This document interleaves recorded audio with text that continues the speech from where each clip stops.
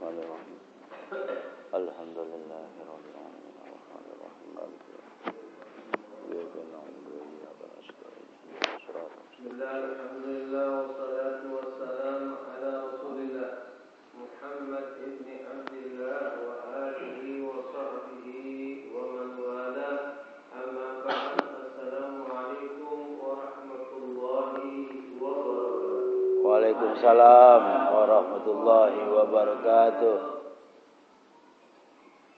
Alhamdulillah, Allah panjangkan umur kita dapat bertemu kembali dalam pengajian ini. Mudah-mudahan Allah berikan apa-apa yang kita niati dalam menuntut ilmu, mendapatkan ilmu yang manfaat. Amin. Yang pemahaman sesuai dengan pemahaman apa-apa yang dimaksud daripada Nabi Muhammad dan para ulamanya. Saudara-saudara, masih kita di dalam pembahasan hadis Nabi Muhammad SAW.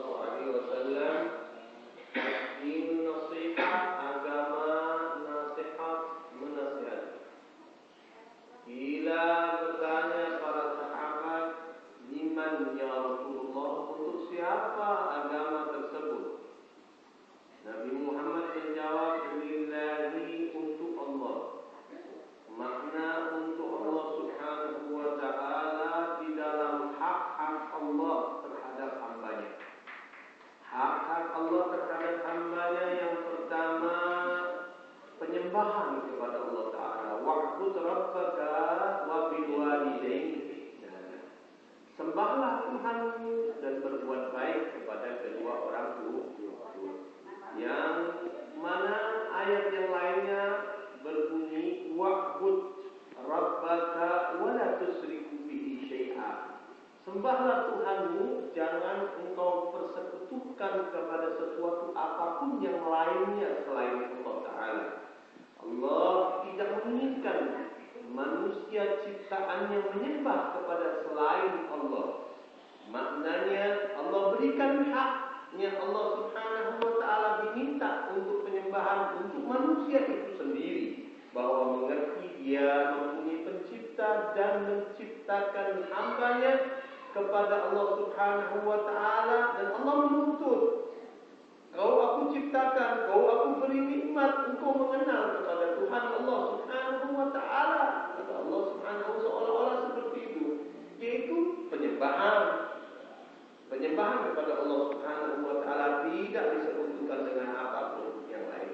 Allah tidak sama dengan manusia yang dikatakan apapun bentuknya, seorang nabi kah, atau seorang rasul kah, atau seorang manusia yang mempunyai keajaiban kah.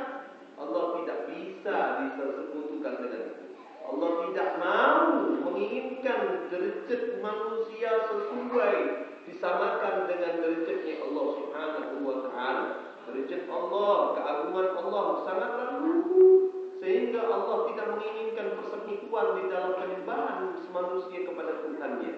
Yang kedua, menginginkan Allah Ta'ala mengenal hambanya kepada Tuhannya dengan yang diberitahu di dalam Al-Quran dan hadis Nabi menerangkan tentang Allah, keesaan Allah subhanahu wa ta'ala.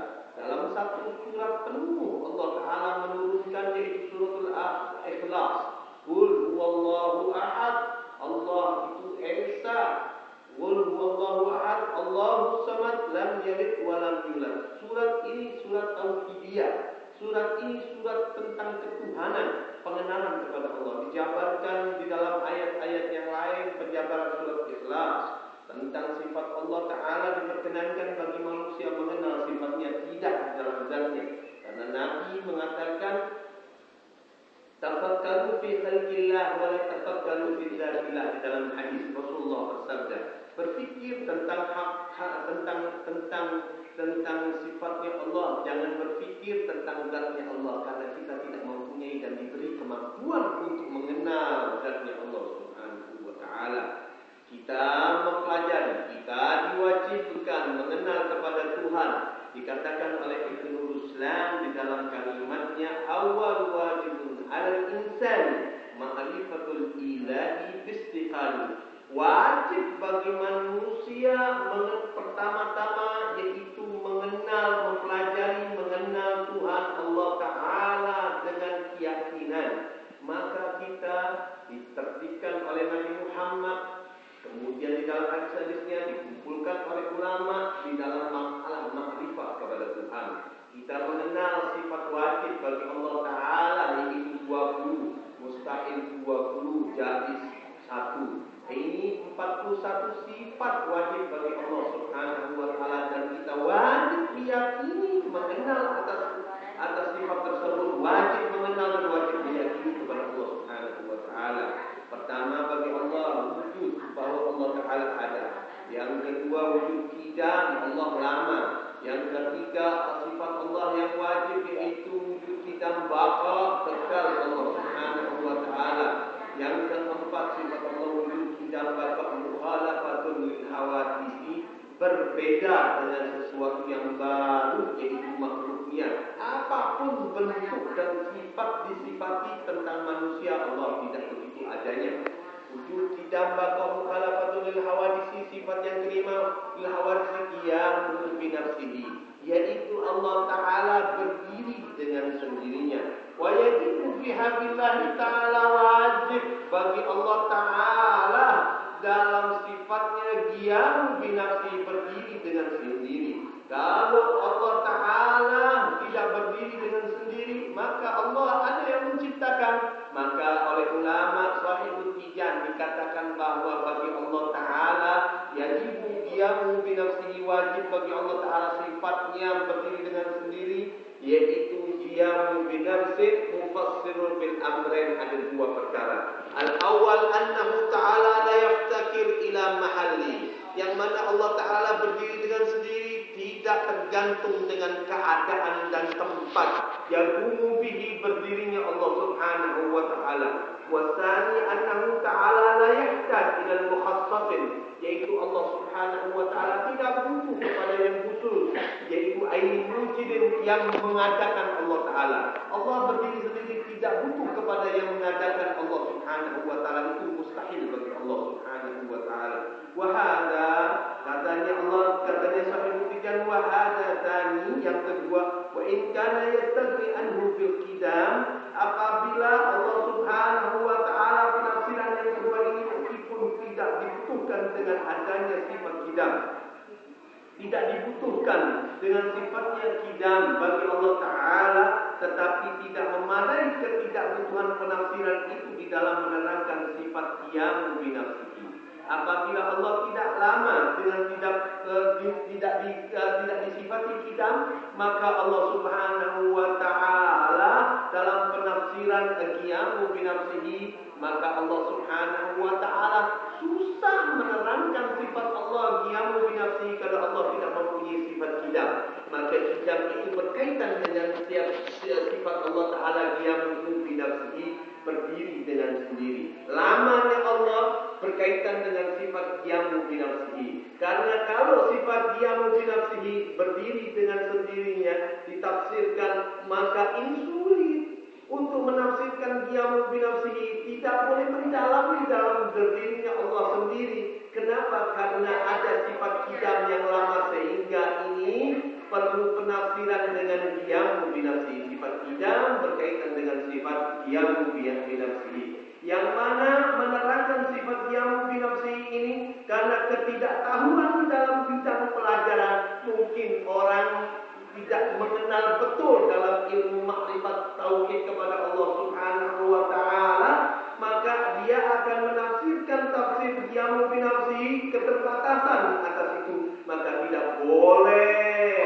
tidak harus ada penjelasan-penjelasan yang lebih jelas tentang akidah tersebut. Oleh sebab itu cukup kita mengenal sifat Allah yang nyata, sehingga tidak mengenal ke dalam-dalamnya, sehingga tidak menyesatkan ke dalam penafsiran daripada sifat tauhid, sifat akidah, sifat Allah bagi Allah Subhanahu wa Ta'ala. Fahadal fanni, maka ini fan tauhid azim luhur, fala budda fihi, maka sungguh mesti di dalamnya minat tasrihi bil aqaid, di dalam yang mana tidak boleh di dalamnya dalam penjelasan-penjelasan yang mendalam di dalam aqaid tauhid. Wajibtuhu ihtiyaj ila mahalli wal mukhassasi, yang kebalikan daripada qiyamu binafsi, yaitu Allah butuh di dalam keadaan tempat wal mukhassas dan khusus atau mujad yang mengadakan Allah. Wajalilu ala dalik ay qiyamu binafsi, ini dalil daripada itu tidak putusnya Allah Taala dari mahal dan mengadakan Allah Taala, yaitu apa, al-mujad, yaitu apa, dalil daripada qiyamu binafsi. Annahu law ihtaja ila mahalli, jika Allah Subhanahu wa Ta'ala butuh kepada tempat dalam adanya qiyamu binafsi, adanya Allah berdiri dengan sendiri, butuh tempat untuk berdiri, menyandaran dari keadaan adanya Allah Ta'ala hanya itu berdiri dengan sendiri, butuh tempat. Maka ini gitu annahu law ihtaja ila mahalli, aidan yabuhu biha, zatnya Allah berdiri dengannya, lakana sifat, maka itu sifat, menjadi sifat. Jadi sifat yang mana bagi Allah Ta'ala seandainya dia membutuhkan tempat atau benda tempat dia berdiri, maka pastilah Allah Ta'ala adalah sifat. Kalau Allah bisa disifati, maka Allah Ta'ala berbentuk. Maka kalau Allah Ta'ala berbentuk seperti bentuk mempunyai batasan, dan ini mustahil bagi Allah Subhanahu wa Ta'ala. Lakana sifat ai annahu la yahtaj ila mahalli, atau li'annahu sesungguhnya ia Allah Ta'ala la yahtaj ila mahalli, maka Allah Ta'ala tidak perlu kepada tempat yang kepada ila mahalli, kepada tempatnya yakumu berdirinya Allah Subhanahu wa Ta'ala dengannya ila sifatin, kepada sifat di dalam Allah Ta'ala. Zatnya Allah tidak bersifat,